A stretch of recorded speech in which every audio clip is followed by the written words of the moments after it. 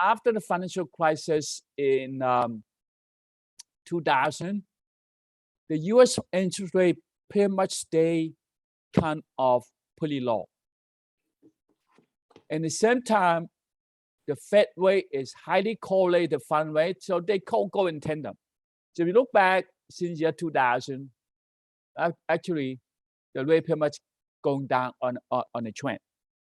So for some of you who are born after the 80, 90, all you see is there's no inflation, the Fed rate is very low, the interest very low, right? So that's what you see. Until something dramatic changed in 2018. That is when Donald Trump started a war, first a trade war with China, and then it broke into a full war in all fronts to some extent. We start with trade war, technology war, financial war. We are not directly in military war yet. What we talk about now is really competition between two political systems, two government systems to some extent, two civilizations, the Chinese civilization and the Western civilization. By the way, I could talk about these things for another few hours. I have a few hundred-page material about the rivalry between China and US. I taught an MBA class in Seattle, was 28 hours.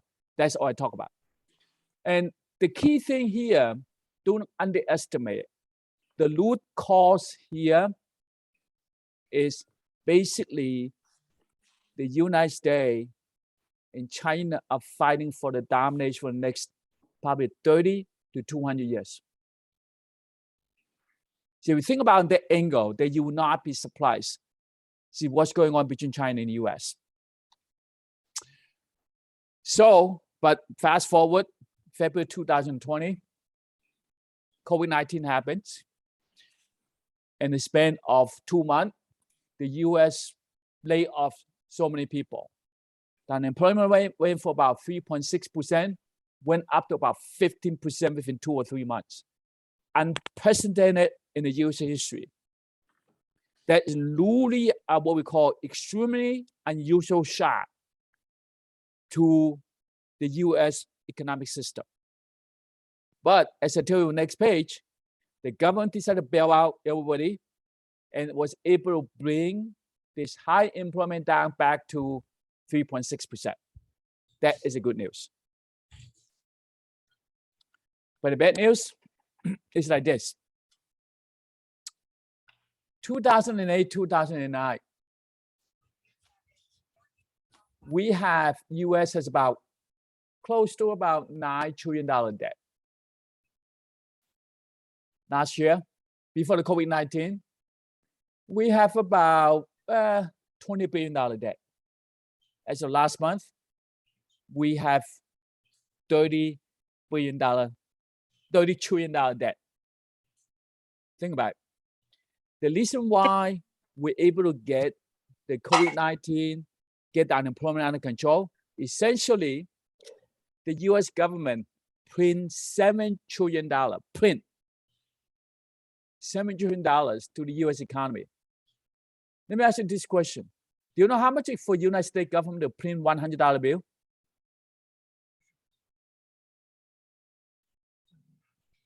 Let me answer. It's about 11 cents. Essentially, the US government will print cost 11 cents, and the US consumer and Apple, then they take this $100 to buy the iPhone from China. And when China's only made 3% of the margin, and Apple made 30% of the margin, but cost the US government only 11 cents. That up to this point, the US government still do it because it's a reserve currency, but they have different implications in the future. Okay, when you have $7 trillion, where does the money go? Obviously, it went to the stock market, it went to real estate. Basically, all the asset class in the United States went up. As a result,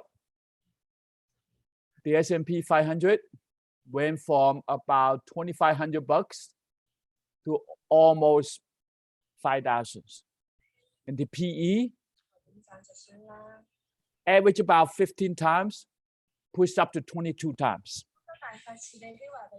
And that is the side effect of the federal government printing $7 trillion.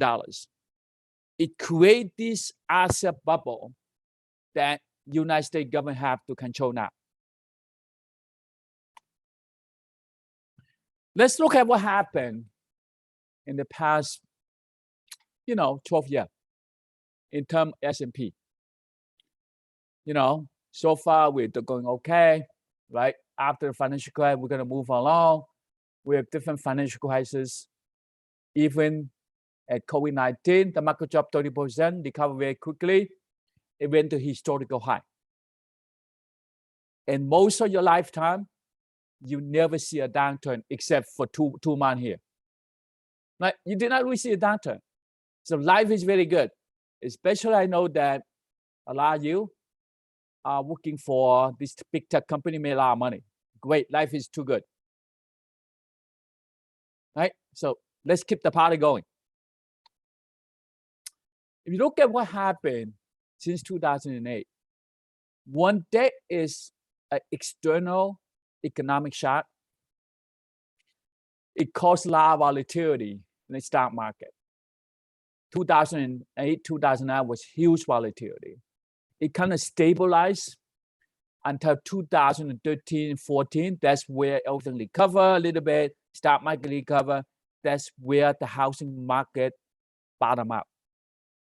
So we're going along really well until 2020. The COVID-19 created a lot more headache, but thanks to Uncle Sam, we got $7 trillion, things back to normal, right? So this is really predictable in terms of economic cycle.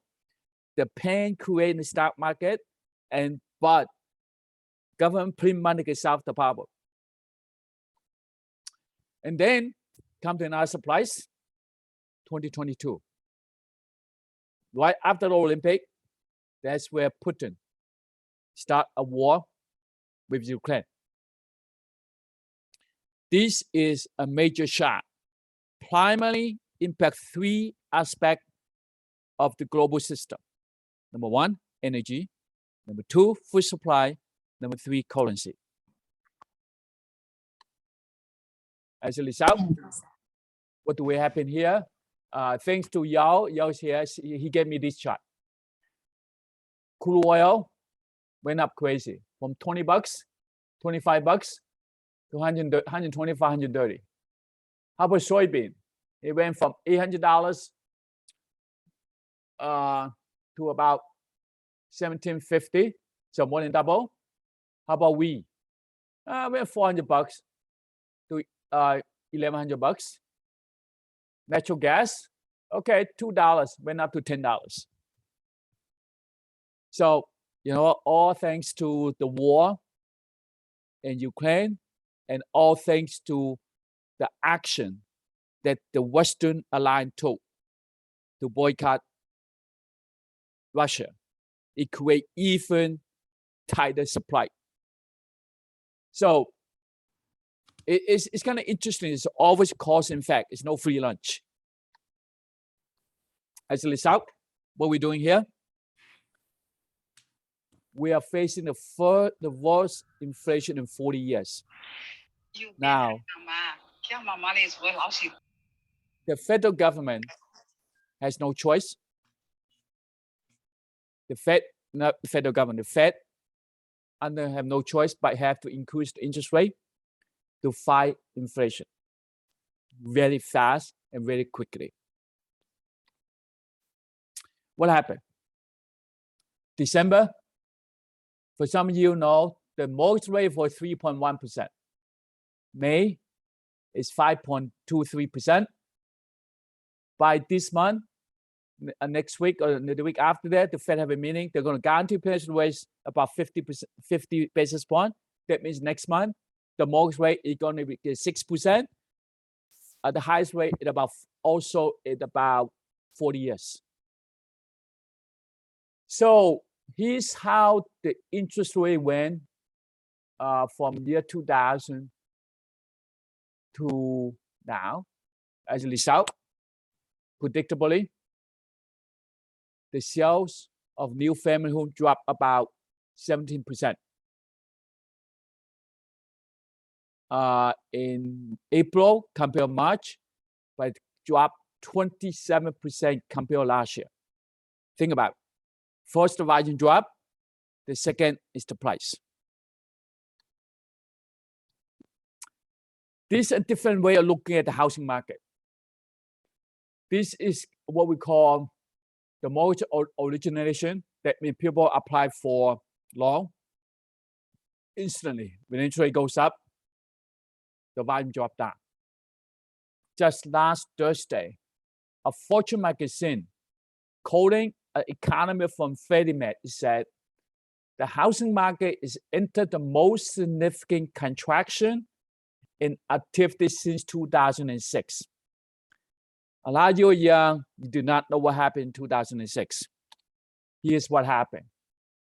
2006 was the last peak of the housing bubble. 2006, 2007 was the last housing bubble. Again, year 2000, between year 2000 and 2006, in about 6 years, the market went up 60%. So average 10% a year. But this cycle is even worse. So look back at the history. In my class, I'm going to talk about real estate investment. I come back to the United States in 2003. I ran it. I look at the market, it's too crazy. I ran it until 2011. I ran it for 8 years. Then I said, okay, time for me to get in the market. In the bottom, I put 4 houses. But I stopped buying since 2016 because I sense I have another opportunity in the next couple of years. So there is such thing as a downturn. There's such thing as economic cycle. There's such thing as real estate cycle in the United States, which is 10 to 15 years. So you have never experienced it in most of your life, especially you are 30 years old. 10 years ago, you were 20. So you only come in, you only see the upcycle. You never see the real estate going down, you only see the upside. So therefore, to you going up, the stock market going up, the real estate going up, it's natural until you see the cycle. I personally, I'm much older than you guys. I almost double some of your people's age. I have experienced 1989 stock market crash in New York City, 1990 Japanese real estate bubble, 1997 Asia financial crisis crash in Hong Kong, year 2000 dot-com bubble, and then 2007, 2008 a global financial crisis in the United States caused by the housing bubble. And I saw the COVID-19, and now I see this one. So for me, before thank you, I've been positioned for this. So I'm going to tell you how I'm going to position for this. So for me, it's a great opportunity. So what's going on in the stock market since January? If you are growth stock, you're down 20, 30% easily. But if you're a value investor, you're only down 10%. I'm even more conservative value investor. That's why I only down 3.6%. So these are the things that I'm going to talk about in the class. You want to decide to take the class. The good news is that, remember I told you the valuation S&P went up to about 22, 23. And now the valuation come down quite a bit. But to me, it's not down enough. On the downside, it's also overshoot as well as on the upside. I will start to get back to the US stock if the PE get to about 10 to 12, PE of 10 to 12. Now we are still about 34% overvalued, even after the market dropped 30%. So that's kind of my benchmark for investments. As a result, what happened? The consumer sentiment of us, our consumer sentiment rate is the lowest and a historical low. Almost the only time that consumer sentiment was lower than now was back in 1980. That means the consumer, maybe you are a guy, the exception, you're doing whatever you have a job with Amazon, like Carmichael, pay you a lot of money, you're not impact that much. But the US public as a general, the confidence level is actually the lowest and one of the lowest for the past 30, 40 years. Even the consumer confidence low, what happened to all the inventory in the department store?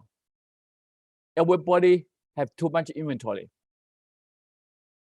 Target last week, and come out there, they have the long term inventory to write off. Guess what happened to the Target stock, right? And that's what the problem. Again, when the stock market tank, the interest rate have to go up, the housing market tank, and then the consumer confidence goes down, the retailer get impacted as well. So everything is a cascade event.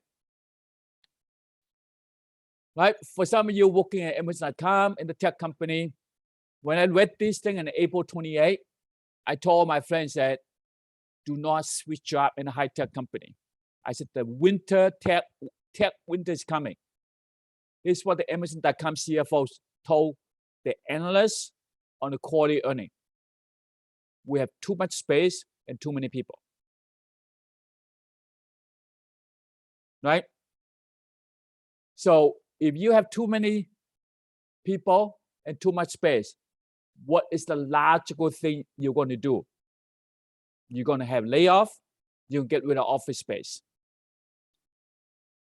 Amazon.com is not alone. Uber, Facebook, even Tesla is all going to cutting or pause hiring. Hello, So YT. yeah. Yeah, this is Yayun. Yeah, I have a question about the previous slide. Can you go back one page? Yeah. So the inventory excess. So what does that mean? So more inventory. That means normally Mm-hmm. they buy the inventory so the consumer can buy it. They don't have they run out of stock. But now they have too much inventory. They have too much inventory on the shelf. They could not move the merchandise. It's like, for example, if I use a common example, during COVID-19, everybody bought toilet paper, right? Mm-hmm. Okay, suppose you have 100 roll of toilet paper at home. You only use one roll of toilet paper a week. Then you could use your 100 roll for 100 weeks, right? Yeah, yeah. What happened if you have 300 roll at home? Then you're going to use for 300 months, right? The same thing with the inventory. So that means normally they might have 1,000 jeans at the store they could sell for 1 month. And suddenly they have 1,490 jeans at the store and they have 48% too much inventory. That's what it meant. I see. It's just counterintuitive for me because I thought like because of the supply chain issue due to COVID, I thought those companies may have less inventory. Yes, well, that's the thing. In the beginning of the pandemic, they don't have inventory. All these retail go out to buy, have too much inventory. But then the consumer stop buying. And then that's why the retail are in trouble. Okay, got it. Thanks. Okay. So, okay, so that was in the inventory. And now this is on the .com. And here's the thing. Unfortunately, what I see today in the technology company is very similar to what I see 22 years ago in .com bubble. The good news for .com bubble, I actually make good money out of .com bubble. And I see a similar stuff today. So that is how we get here. Any question before I move forward? Before I go to the third section? We understood. I don't want to scare you guys, but I just want to lay out the fact so you understand the logic behind it. Okay. The question is, why is inflation so bad, right?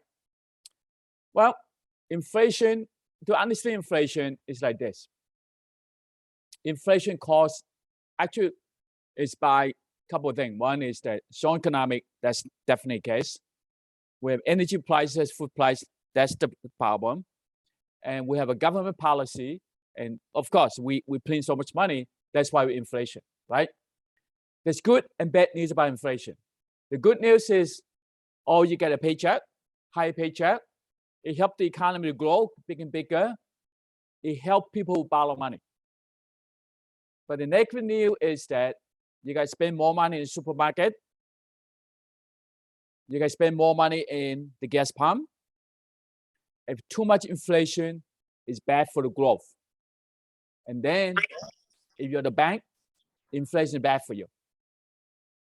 So these are the good and the bad about inflation.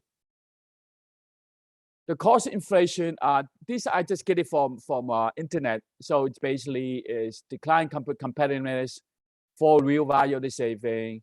The menu costs you more money, boom and bust in the economy, potential fall on the real income, especially low income family, and cost of reducing the inflation. We're going to see the cost of that. And then there's a lot of uncertainty. In inflation, nobody wants to invest, right?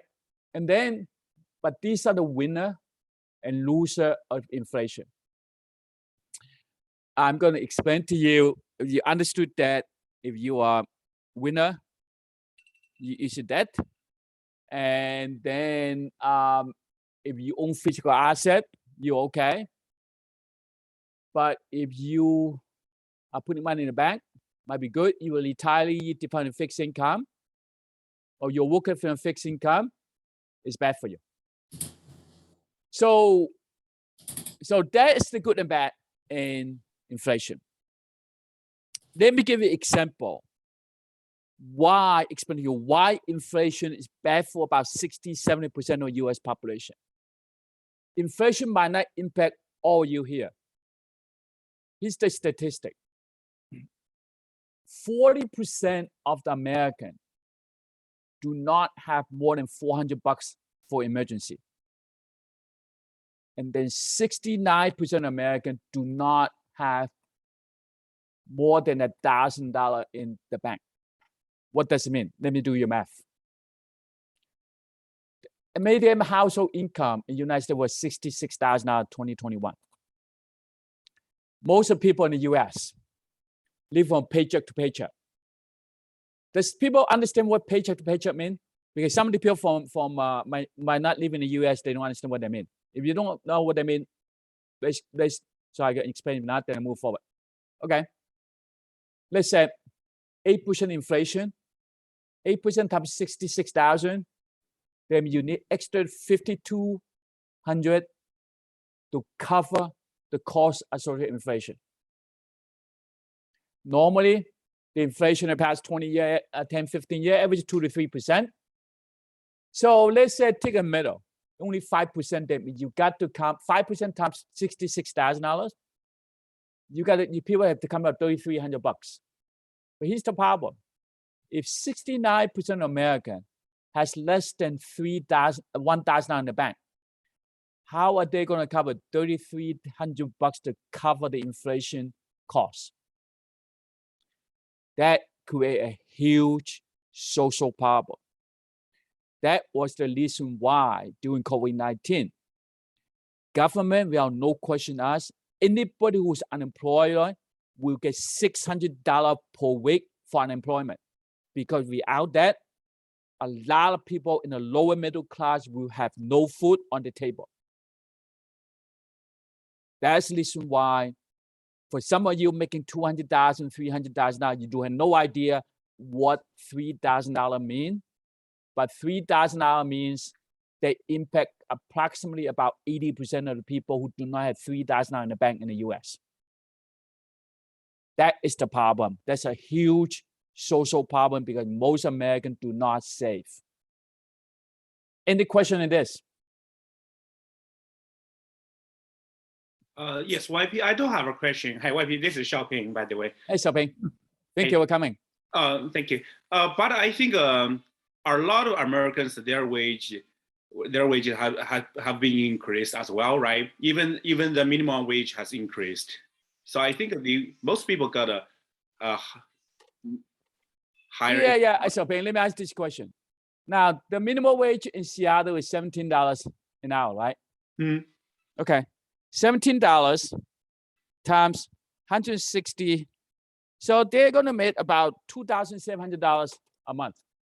Mhm. That's before tax.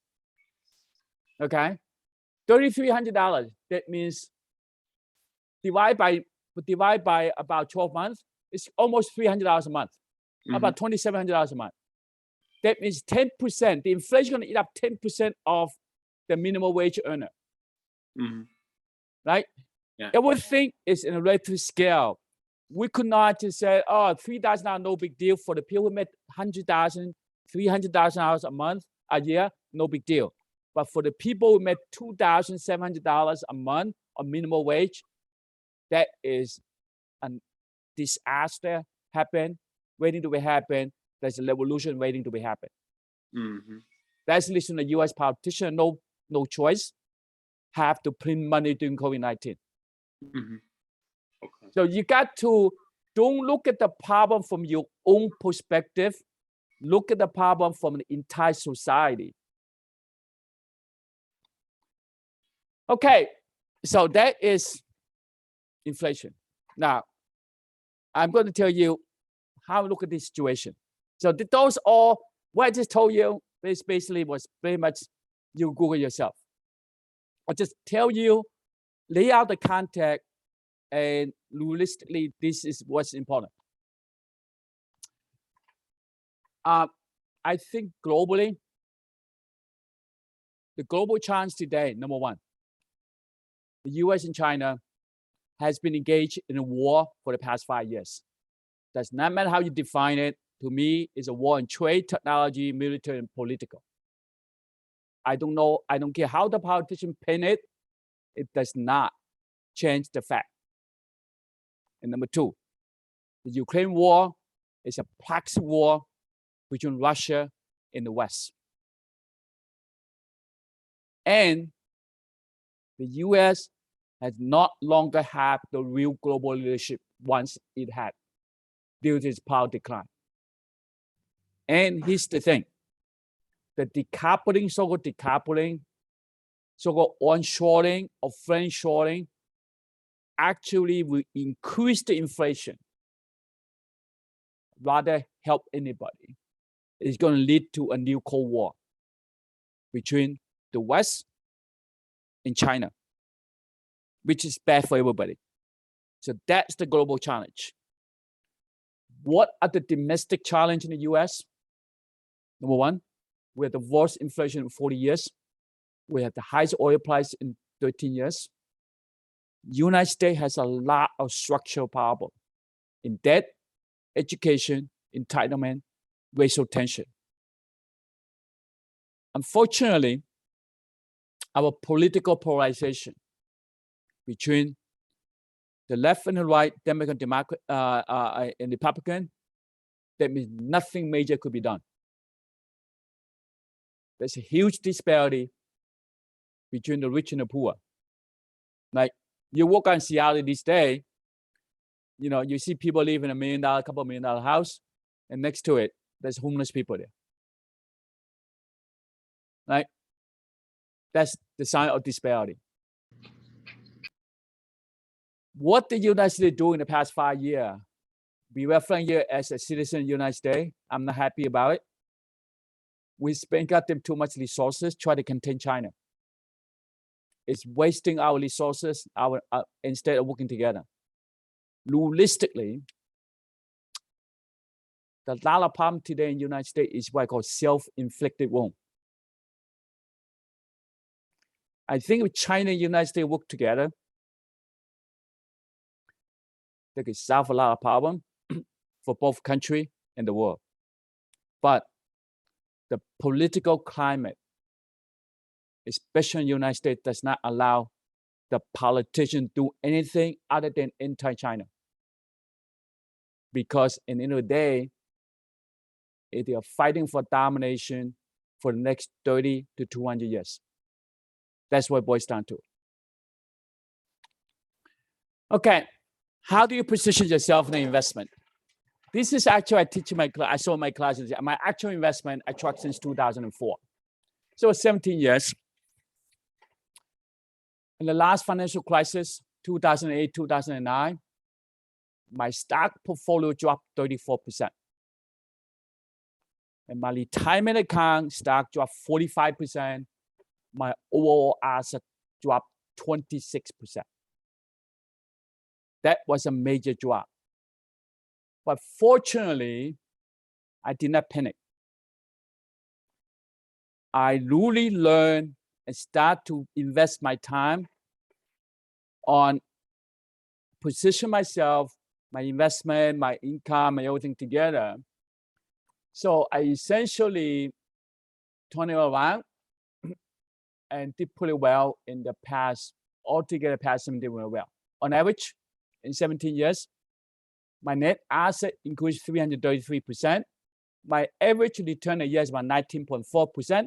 Not as good as Warren Buffett. Warren Buffett is running about 22% a year on his 65 year. I've done only 19.4% in the past 17 years. But I did make a mistake. Not mistake. It's really the market thing is not controlled. But I recover. I'm okay. Let me show you how my position have changed, my portfolio. Right before last financial crisis, major financial 2007, between my retirement and stock investment, I have about 47%. That means half of my asset was in stock. So when the market crashed, that's why I lose 34%. Okay. I have 50% cash. I have a big chunk of insurance company. I just sold my house, apartment in Hong Kong, just a few months before the market crash. Part was luck, okay? And in any given time, I'm not fancy, I'm not interested in cars. So my car's always small portion. So 2007, my stock portfolio was not diversified enough. So it took me about 15 years. Guess what? Right before the current downturn, here's my asset portfolio. My real estate become 46% of my overall thing. My stock is actually down to about 32% from 47%. My insurance, long-term insurance does not change. My cash, always big cash in the bank. I also diversify, invest in private company, which I'm going to share with you how I'm going to invest in private company. I've done very well on that as well. So essentially, I diversify portfolio. My stock market has done decent well, and my real estate have done really well. Even though it's a big part of my portfolio now, but my actual cash in my real estate is negative now. I'm going to tell you how you do that in negative. So essentially, right, because the real estate market rise between 2011, I bought it between 2011 2016, and my portfolio is so much more balanced. And then real estate is a good hedge against inflation. So that's the reason why I'm sitting very pretty before this market downturn. So I mentioned before, you know, my overall downturn is only minus 3.6% as of last Friday. So what was my strategy in the past 2 years? Number one, real estate. I did not sell any real estate. I did not buy. I did refinancing one property. I took cash out. I refinanced 2.875%. I refinanced in August 2011. A few months before it went up, I was going to refinance another one at 3.25%, but my lender screwed me. I decided not to move forward. So I refinancing. This is the right thing to do. Now my real estate is a good hedge against inflation. My stock, here's what I did. In the past 10 years, I only focus on China and US because guess what? China and United States account for 42% of global GDP. The other 195 countries together only account for 58%. That means you can ignore everybody else. You just focus on China and United States, you'll be okay. Number two, for the past 2 years, I shift essentially all my US stock to China. The reason being China stock has much lower PE. Today, Ping An, BYD, Tencent, Alibaba, and Baidu has more than 60% of my portfolio. And I'm also a long-term investor. Friday, BYD stock went up to $315 Hong Kong. I bought this stock 10 years ago for $17. I'm a long-term investor. I'm going to teach you how to be a long-term investor as well. By luck, in September 2020, when nobody wants energy stock, I bought ExxonMobil because it was so low. It paid me a dividend yield of 10%. You know, I said, forget it, I'll just buy some. I bought $36. Friday, it's sitting $100, right? Be upfront with you. When I bought the stock, I had no idea Ukraine is going to be invaded by Russia. I had no idea the oil price sitting at $25, and the stock was announced the oil price sitting $150. The only thing I bought is that it's so cheap. I get 10% dividend yield. You know, I just put some money there and just sit there. That's what I did. Okay. And then one thing I did also is in January 2020, I look at GE. I have a leasing gain. I said, I sell all of them. Guess what? 5 months later, it's down 30%. So that's kind of the thing I did in the past 2 years. I didn't do a lot, but I made certain decision, allow me to position well. At the same time, I have 1 or 2 year cash flow for running day. I'm going to talk about this concept because it's very important in the class. And essentially, my investment in a private company gave me a very good steady cash flow and a consulting fee. So essentially, my portfolio positioned very well for inflation and downturn in stock market in 2022. That is really how my position, my portfolio. Okay, know what I did. Let me give you some advice what you should do or should not do. Again, this is some advice. You want to make sure understand what you do first, because don't just follow anybody's advice blindly. If you have a real estate and physical asset, don't sell now. Hold on to it. And second, I suggest you move yours to low PE stock. If you understand what value stock means, do that. If not, low PE stock. If you still have some gain in Amazon, Microsoft, and Meta, might be time to take some money off the table and save it, and may go back in again when the market go down again. Okay, so that's something a little more tricky. We're not really good with timing. And I know one of the participants in the class did that. I think he's pretty happy now, and he did that a few months ago. And then inflation at 8%, but you could easily beat inflation by looking for coupon and bargain shopping. I'm going to tell you a little bit, give you an example. Just look for bargain, and then cut your expense and figure out your tax efficiently and legally. Pay off your credit card balance. And inflation is 8%, but your credit card most likely average between 15 and 25%. Pay off all these goddamn credit card balance. Continue to invest your 401k. For some of the people a little more sophisticated, you might want to buy some what we call TIPS, Treasury Inflation Protected Security. And personally, I don't believe in a bond, so I don't believe in this kind of stuff. But this is something is popular product. You might want to study it. What you should not do not buy in the dip unless you reach the price point, unless you know what you're doing. Now, even the market might be down a little bit, it's not a time to buy a house, because the house is still too expensive when at the top of the market.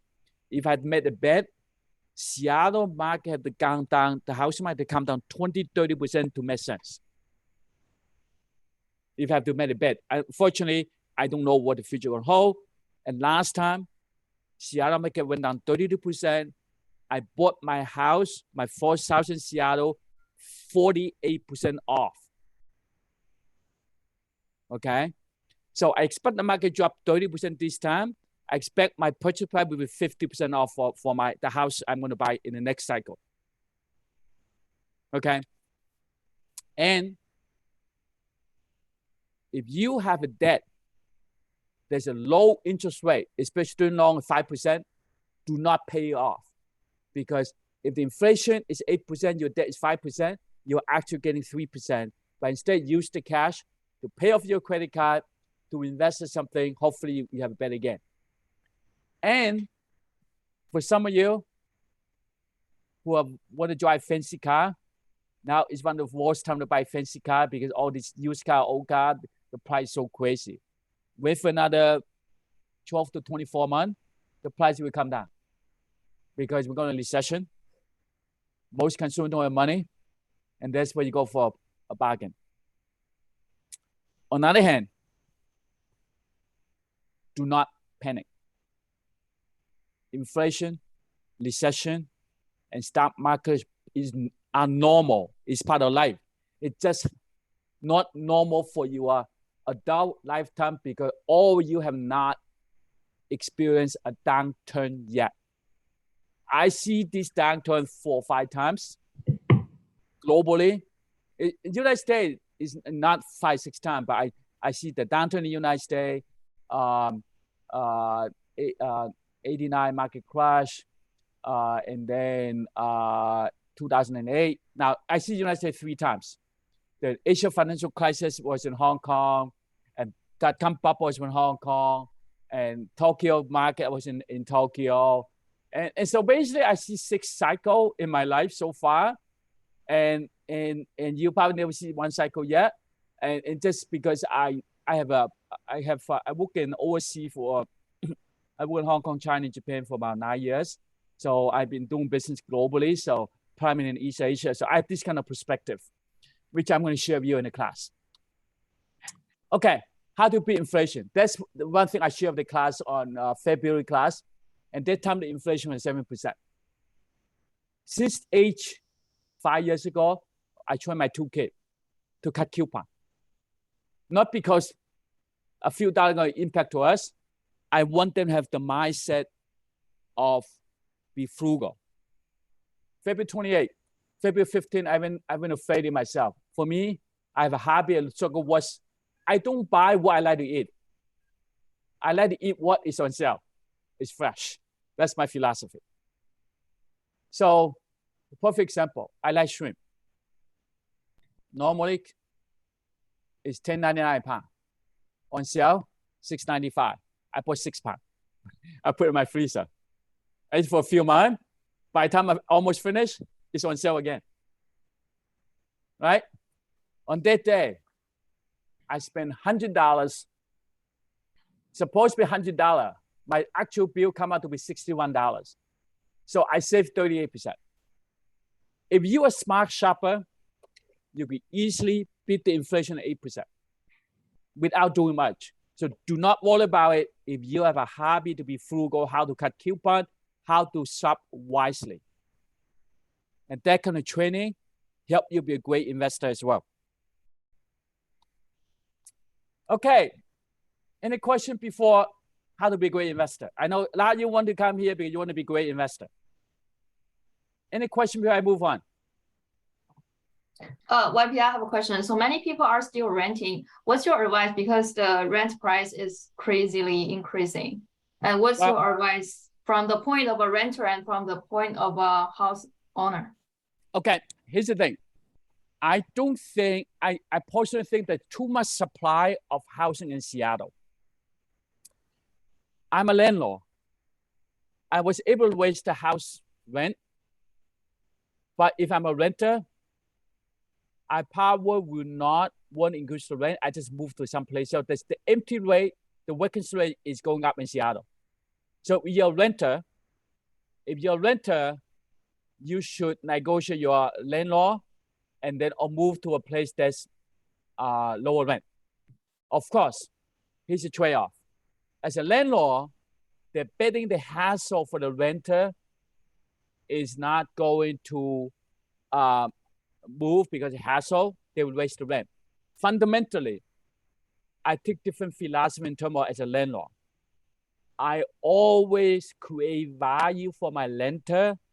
I always make sure I take care of their need. I'm a very good landlord. When I raise their rent, it's very reasonable. So far, I don't have any problem raise my rent, and most of my tenants stay with me for a long time because I take care of them. Okay. Thank you. Okay. I know we're only a few minutes. I'm just going to finish it. How to be a good investor? The biggest problem is we cannot escape our own prison. For those who understand Chinese, 世界上最大的干入是我们的大脑 ，OK？ Because we are the prisoner of our own thought and idea. We do not know what we do not know. The key thing is how do you be a critical, independent thinker? A lot of you are very smart. You went to the best school in China, in the United States. But ask yourself a question. Are you a critical thinker? If you're not, I would highly suggest you take my class because one of the key things I'm going to teach you besides investment is how you want to be independent critical thinker. So that's number one, because this skill set go beyond investments. And second thing, I create this what I call human decision value chain. Today, we have too much information overload. People like Carol, people like y'all, they made a good career how to organize data, be a data scientist. And organize data become knowledge. That's what the professor really good at. But the problem is a lot of professors, they're very good at knowledge. They don't know how to convert it to insight, right? Because without insight, they don't know how to make decisions. That's why a lot of finance professors, they could teach how to do investment, but they are not good investors themselves. That's because there's a big gap. They do not know how to convert knowledge into insight. Once you have insight, you know how to make decisions. Because making decisions sometimes is not easy because there's a lot of emotion involved. Once you make a decision, you know how to carry out. So couple of things to be really very good at is how do you get from information to execution? That is the key thing to be successful in your career, in your academic, or be a great investor. One of the key mindset about making money is, this is a very good one from Rich Dad Poor Dad. It's about the middle class thinking and the rich thinking. The middle class has only one income salary from Amazon, Microsoft, this big tech company, but they have a lot of expense. They have a lot of liability. However, if you're rich people, you have multiple income source, you have a few expense, and you have a lot of asset to give you a passive income, which I'm going to talk about in the class, right? So essentially, one of the key things that we're going to teach in the class, how do you shift from a middle class mindset to a rich class mindset?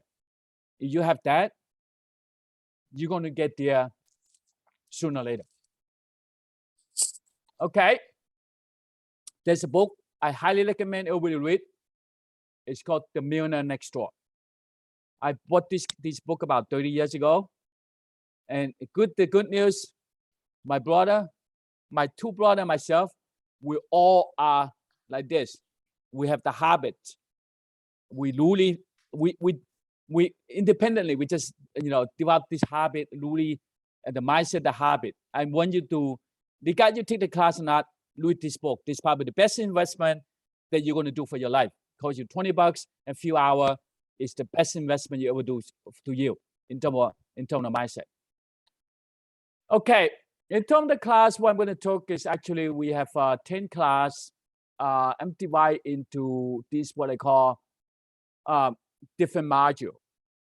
One is is about the key concept, and then a key concept talk about your life goal, the P&L. We talk about rich and middle class in cash is king, some of these things.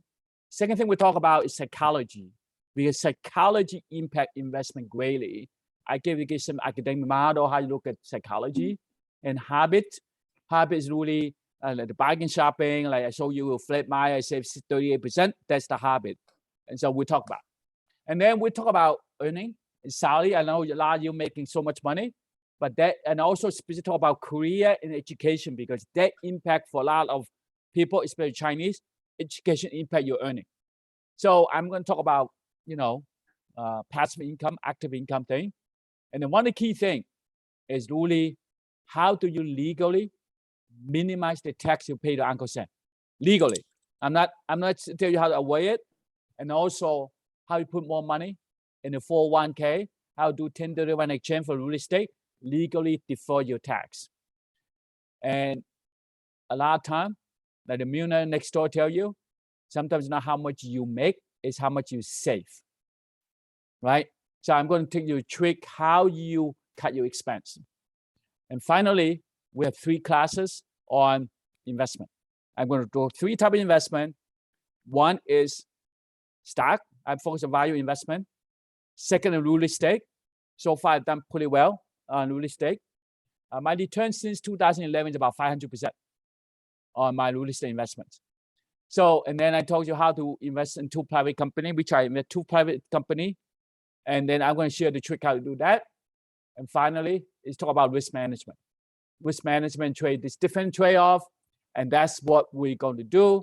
And so basically, that is kind of I want to share with everybody. And here's the final slide. Is a lot of people said, "Oh, help! I'm drowning." You know why they're drowning? They spend all the money in Starbucks, new iPhone, useless major, student loan, Gucci shoe, and eat out. But they complain that they do not have money to invest in knowledge, yourself, and learning. I think it's key important for every one of you to invest for yourself, control your own destiny. I went from making $2.25 an hour in a Chinese restaurant, live below poverty in Chinatown, New York City in 1980, to become the CEO of a public listed company 23 years. I did that only because I invest in myself. At 23 years, I get myself from below poverty to be a CEO of a public listed company. I know you could do the same thing. Okay, that's all we got. Thank you very much. Keller, you want to share a little bit about our first class and 2 class? Yes, thank you, YP. 我直接用中文讲啊，我们之前有2期的投资课，第1期是15人，然后第2期是30位。我们现在在 recruit 的第3期，第3期现在已经报名了13位，所以我们还有17个位置 only。因为 YP 卡的特别严，就是一定只有30个学生，我们不再加任何的多的人。所以说，如果对这个课程感兴趣的话，可以加我们的小助手或者在群里面问都可以。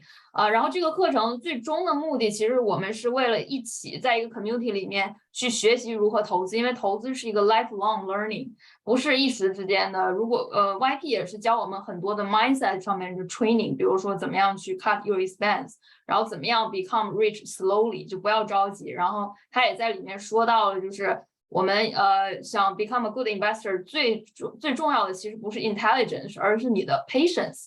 所以要做一个有耐心的人，其实是需要一些 training 的。然后我们今天请来了4位之前在两期 class 里面的学长学姐们，可以谁先分享一下？姚在吗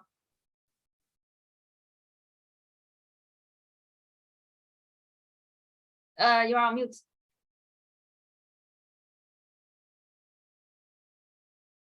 Okay, I'm gonna stop sharing. 大家好，我是姚。对，我参加了2期这个投资课程，我觉得受益匪浅。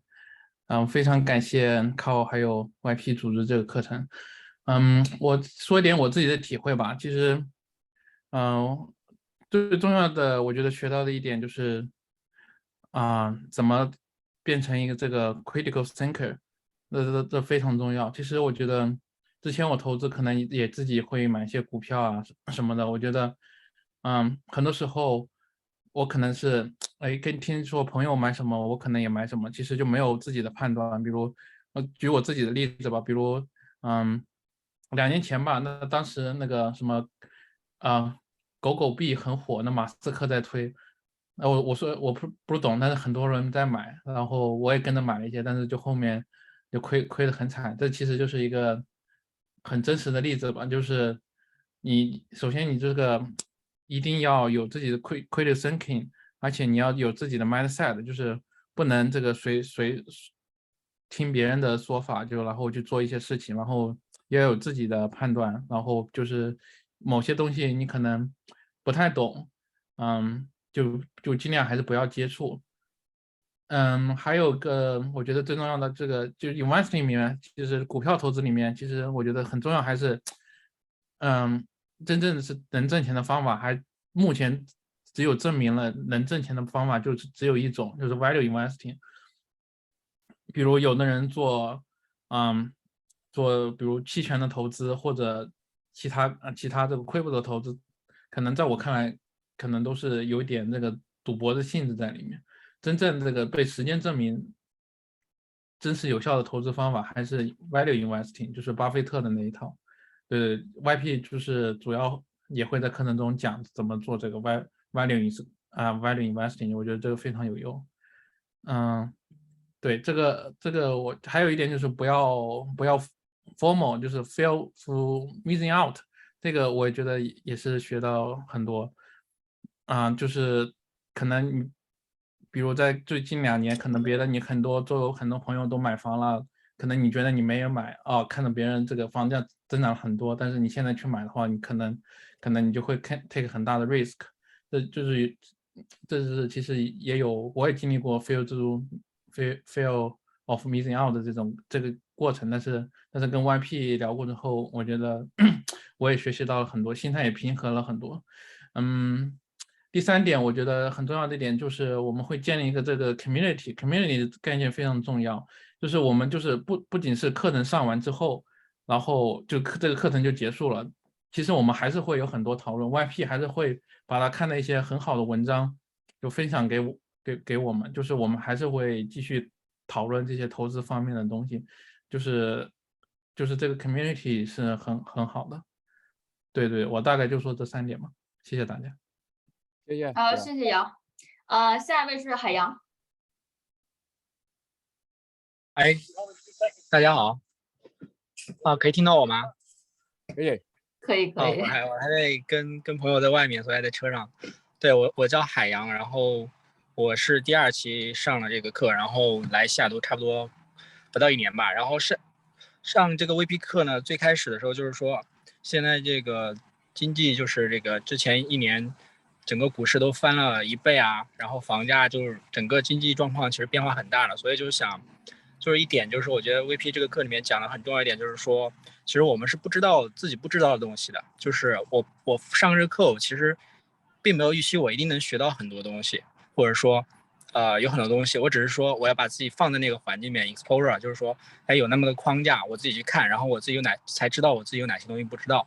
然后在这过程中呢，我觉得就是自己有很多之前做的不够好的，就不会储备这个现金流吧，就 cash flow 这个，就是上次 YP 在分享那个腾讯股票，就是这种就是在机会来的时候，其实你没有 cash 的话，你是抓住不了机会的。对，这一点是我自己一个感触比较深的，就是说可以听 YP 讲一下他自己的人生经验，然后他的一些这个投资理念，然后可以知道自己就是有哪些方面不知道，这个我觉得是比较重要的。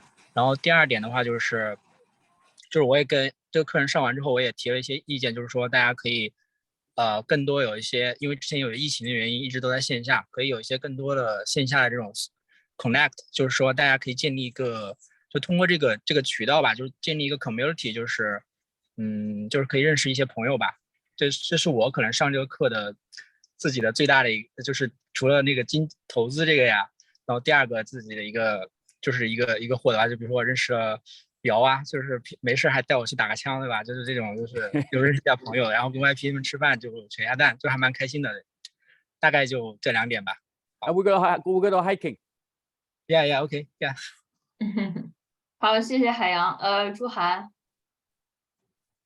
Hello，大家好。首先就再次感谢 YP，就是一如既往非常精彩的分享，还有 Carol 的组织。我叫祝涵，然后我现在在 TikTok 做产品，然后我人其实在纽约，然后知道西雅图就是浪群是一个在西雅图当地非常有影响力的组织，然后就虽然我一直在东岸，但是也一直就听说过，就是 Carol 这边有办特别好的活动，然后我也是应该是今年年初一个偶然的机会，也是通过类似这么一个公开的讲座，然后听到了这么一个消息，然后就因为当时自己也刚工作，其实不是特别久，所以就觉得个人理财这方面学校里真的完全都不会教，但却是就是你长大成人 adult 的一个非常必备的技能。然后上了之后就确实觉得在各个方面，就是直白点是在就是投资理财，当然是像 YP 刚才讲的有更深刻的认知。然后我觉得另外一个方面也可以跟大家分享，就我觉得通过跟 YP 讲就是 YP 讲课和包括跟 YP 交流，觉得很多东西的底层逻辑其实是共通的，就是你投资理财需要成为一个 independent thinker， 然后为自己的选择负责，但其实就拓展到更多就是人生的其他各个选择，其实也都是这样的。然后虽然这个课的主题是投资理财，但我觉得穿插在这个过程中，你如何做投资的决定，你如何为自己的人生做决定，就我们的课程中其实也有很多就是类似这方面的探讨，所以我觉得其实是非常好的 balance 了就是这个 core， 就是大家想来听怎么早日财富自由的这一部分和就是人生规划这个方向，然后也是希望大家在这个过程中能成为更就是智慧的投资者，然后也能自己活得更豁达，就到底应该用什么态度对待钱这个事情。然后就是也包括像前面海洋和瑶说的，就是可以在这个 community 里面跟大家多多交流，我觉得是非常宝贵的一次经历。所以对，所以就感觉不光是西雅图 local 的小伙伴可以 benefit， 如果在场有远程在其他城市的小伙伴，我觉得应该都是 virtual， 然后其实现在也能通过 virtual build 非常好的 relationship， 所以也鼓励大家可以多多参加。那我就先说这么多吧。Thanks Han， Thanks， 谢谢。学金。大家好，我是学金我是参加了第2期的投资课程前面几位都已经总结得非常好了，我就再多加一点，就是我在这个学习过程当中其实更加深刻体会了，就是作为在美国工作和生活的中国人，其实我们是有一个很大的优势，就是我们了解中国也了解美国当然在美国生活久了，可能有的时候关注的重心会更多在美国的投资市场上，所以就是通过这个课程，然后也能学习到，比如说YP 讲到了中美两国的 GDP 是占全世界45%，通过这样的一个数据可以影响到我们的投资决策，就是把重心更多的放在就是能 make big impact 的领域里面。对，所以就是加这样一点。好，谢谢4位非常精彩的分享，感谢。对，其实我最大的得着就是因为第1期、第2期我都跟下来听了，我发现 YP 其实它的材料是不断的在优化的。其实我们有的人觉得，哎，是不是一直在讲重复的，在讲同样的事情？其实不是的，因为我们听课的人不一样，然后我们参与的讨论的话题是完全不一样的。就比如说像第1期的时候，也是因为那个时候是去年的12月份 ，market 还没有像现在这个样子。所以，但是那个时候 YP 已经告诉我们他的一些 strategy， 就是 ship 一些stock 或者 asset 到中国去，然后还有就是就是怎么样去 balance 你的 portfolio， 让你 diversify 一下，所以这些都是很好的 strategy， 然后也是让我们 save 一些 cash for the rainy days。因为现在还没有到特别惨的状态，所以很多人还是不知道 what's going on， 对吧？然后但是未雨绸缪永远都是必不可少的，所以你要把自己的子弹储藏足了，所以才能到这个真正的低点时候才能可以 bump up。所以很多也有很多关于房产上面的一些 mindset 的建立，所以我觉得我学到了真的很多，也感谢 YP 今天 COVID positive 还过来给我们讲这么多，谢谢 YP。谢谢大家，谢谢大家，谢谢 Carol， 谢谢苏娟，谢谢韩，谢谢姚，谢谢这个海洋。I have some time. More than happy to answer any question you have. I know it's 16 minutes past the time. I try to usually start on time and stop on time. For some of you want to leave, feel free to leave. Absolutely no problem. For some of you want to stay to ask me any question, I'm more than happy to stay here until 7 o'clock. So any question you have, if I want to address any question you might have, one of the key feature of a class for the last half an hour, we have interactive Q&A. You can ask me any question, and that section is not recorded. It's off the record. Yeah, we could do the same thing, Keller. We just